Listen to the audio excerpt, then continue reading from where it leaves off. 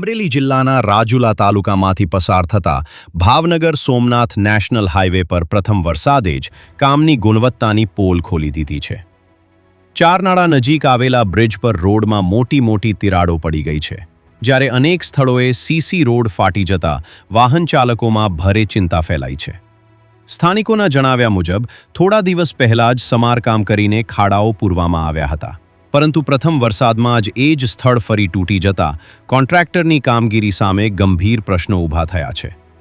વાહન ચાલકોએ જવાબદાર કોન્ટ્રાક્ટરો સામે કડક કાયદેસરની કાર્યવાહી કરવાની માંગ કરી છે અને હાઈવેની ગુણવત્તાની ઉચ્ચ સ્તરીય તપાસ કરવાની પણ માંગ ઉઠાવી છે। આ સમગ્ર મામલે સંબંધિત તંત્ર શું કાર્યવાહી કરે છે તેના પર હવે સૌની નજર છે। કેમેરામેન સાથે રિપોર્ટર ફારૂક બિલખિયા, અમરેલી।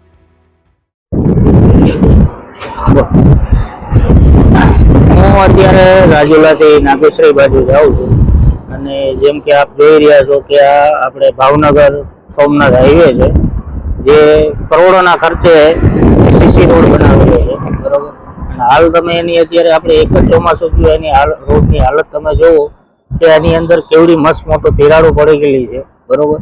એટલી નબળી ગુણવત્તાનું કાર્ય કરેલું છે, જેના ઉપર ચોક્કસ કાર્યવાહી થવી જોઈએ। જોવું જોઈએ કે ભાઈ આ જે પણ સરકારી અધિકારી છે, જે પણ કોન્ટ્રાક્ટર છે, બરોબર છે, એમની ફરજ જોવી જોઈએ એમને કે એટલું બધું ખરાબ કાર્ય કઈ રીતે થયેલું છે, બરોબર। અમારું એક જાહેર જનતા તરીકે એટલું નિવેદન છે સરકાર।